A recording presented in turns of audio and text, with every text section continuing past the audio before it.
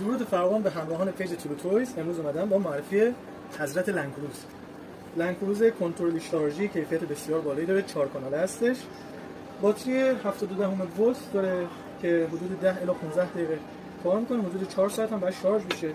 کنترلش هست و یک عدد شارژه. خود ماشین 4 کاناله هستش، اسکیل 1:10 داره، مقیاس 1:10 داره، یعنی ماشین رو 10 برابر بزرگ کنید اندازه نمونه واقعی لنکروز میشه.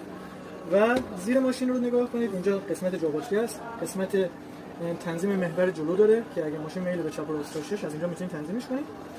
چراغ جلو حالت LED هستش، چراغ بسیار خوبی داره و بریم با هم کارش رو ببینیم.